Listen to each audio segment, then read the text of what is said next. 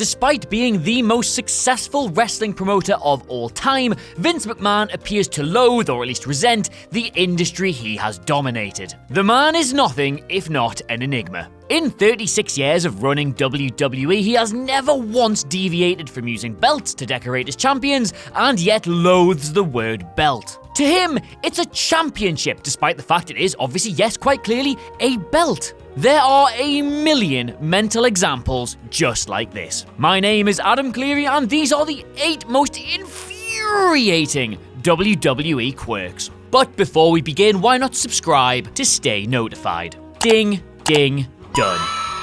Number 8, medical facility. Over the course of a multi-decade career as a wrestling promoter, Vinnie Mac has presented storylines which have seen his talent body slammed, pile-driven, bloodied, concussed, thrown off 40-foot scaffolds, incinerated, electrocuted, punctured by thumbtacks, smashed face-first with ladders, suplexed through glass, or otherwise broken in half. None of these talents are taken to hospital. They are taken to local medical facilities. What does that even mean? Are they being taken to a dentist, a nursing home, a f***ing vet? Just say hospital, Vince! Number 7, championship opportunity. Vinnie Winnie McMinnie's hatred of pro wrestling manifests no better than his irrational refusal to script in the accepted language of pro wrestling. Everything we hear requires some sort of synonym to at once remind us and dissociate us from the concept.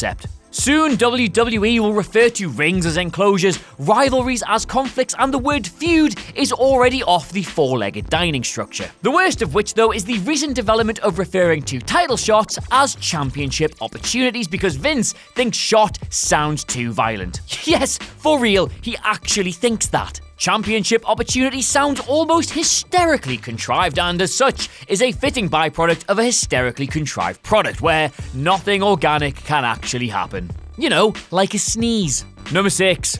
Wood. In addition to sympathetic babyfaces, nuance, and Dolph Ziggler, Vince McMahon is allergic to the past tense. He instead insists Michael Cole recap events in future perfect tense. Don't believe me? Well, boot up an old episode of Monday Night Raw available on the WWE Network and check out this segment of Michael Cole rehashing last week's action. Brock Lesnar does a sit-up just like Kane used to do, and this is the actual commentary. Yeah, but watch this. Brock Lesnar, just like Kane, would sit up in the middle of the ring, Corey. He was not done yet, says Cole. A defiant beast would then clothesline Kane out of the ring, and chaos would then ensue, Corey Graves follows up. We would, of course, find it ironic that a company so fixated on the past is incapable of using its tense. Number 5, nickname city. The Big Dog, the Beast, the Last Kicker, the Swiss Superman, the Lunatic Fringe, the Celtic Warrior, the Boss, the Phenomenal One, the Show-Off, the Demon, the King of Strong Style, the baddest woman on the planet, the will to f***ing live.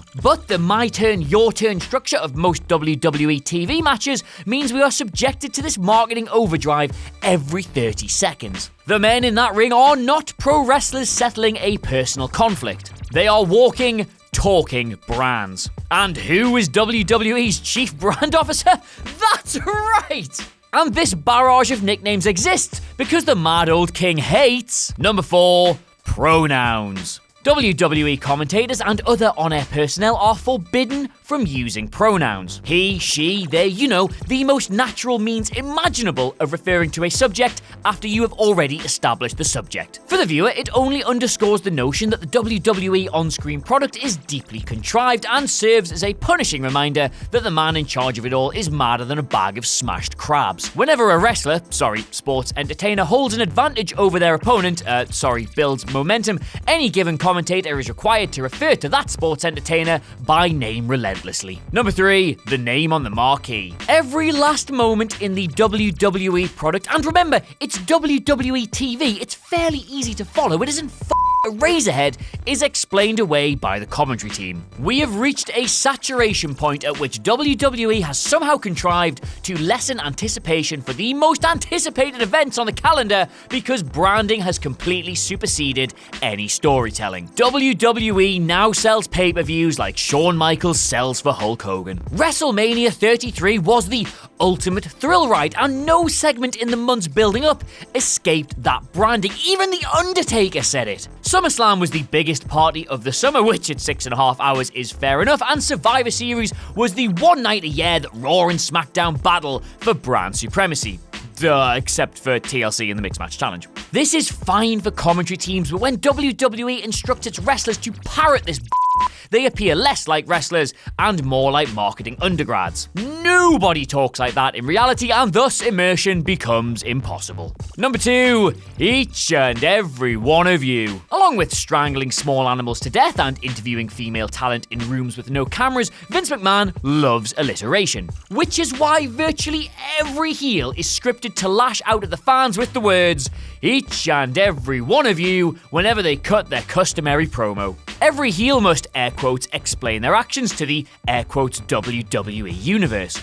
This, without exception, includes those 6 words. They just about edge out, and the fact of the matter is, and, well, you know what they say, as the creative team's keyboard shortcut of choice. You see, you know what they say, the fact of the matter is that when each and every one of these heels says those words when they turn their backs on the WWE universe, it lessens the impact significantly. Number 1, sports entertainment. For years, Vince McMahon has tried and abjectly failed to get sports entertainment over as a synonym of professional wrestling. Nobody ever refers to it as such without a note of snarky irony. But still, we are instructed relentlessly to receive the action on WWE TV as sports entertainment. We know that wrestling isn't real. We don't need the word entertainment to remind us. We're wrestling fans, not state athletic commissioners. In Britain, we call it the wrestling. In Japan, it's called wrestling. In America, it is called wrestling. Only in WWE do they call it sports entertainment, and not even the WWE universe refers to it as that. Well, would you look at that? You got all the way to the end of the video and your mother said you'd amount to nothing. What are the chances? While you're here, why not watch one of our other many, possibly quite good channels, or watch another video which will be largely in the same vein as the quality content you've just endured. Go on then.